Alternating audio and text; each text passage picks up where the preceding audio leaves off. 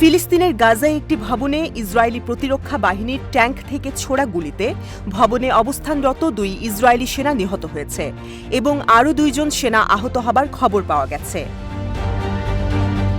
দখলদার ইসরায়েলের বিরুদ্ধে গত 7 অক্টোবর হামাস যোদ্ধাদের করা হামলার জবাবে ফিলিস্তিনের ঘনবসতিপূর্ণ অঞ্চলে ইসরায়েল ব্যাপক আকারে আক্রমণ শুরু করে এবং গাজার কর্তৃপক্ষের দেয়া তথ্যানুযায়ী এই হামলার ফলে ইতিমধ্যেই 34,000-এরও অধিক মানুষ সেখানে প্রাণ হারিয়েছে।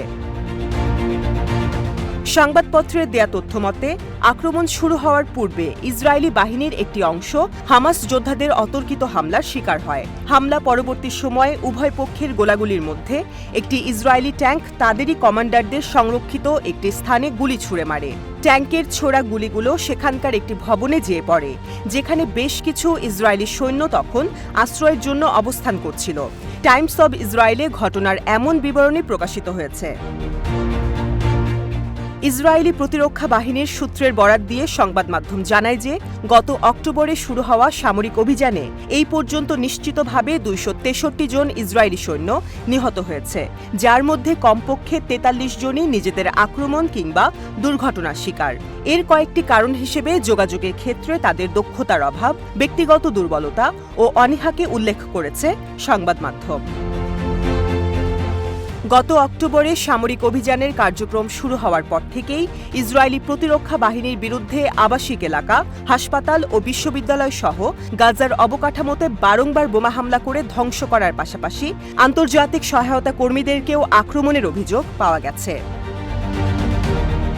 গত 1 এপ্রিলে ইসরায়েলি সামরিক ড্রোন গাজায় মানবিক কাজে নিয়োজিত কর্মীদের গাড়িবহরে হামলা করে, যা কিনা ত্রাণ সরবরাহ কাজে নিয়োজিত ওয়ার্ল্ড সেন্ট্রাল কিচেনের কর্মীরা ছিলেন। এই হামলায় তারা ব্রিটিশ, অস্ট্রেলিয়ান, পোলিশ, ফিলিস্তিনি এবং আমেরিকান কানাডিয়ান নাগরিক সহ মোট 7 জন কর্মীকে হত্যা করে। হামলার ঘটনাটির পরে বিশ্বব্যাপী আলোড়নের সৃষ্টি হয় এবং ইসরায়েলি বাহিনী তার দায় স্বীকার করে বলে যে তাদের কর্মকর্তারা যুদ্ধের নীতি ব্যাপকভাবে লঙ্ঘন করেছে। এই ঘটনার পরে 2 জন ইসরায়েলি সেনা কর্মকর্তাকে বরখাস্ত করা হয়েছে এবং আরও 3 জনকেও শাস্তির আওতায় আনা হয়েছে।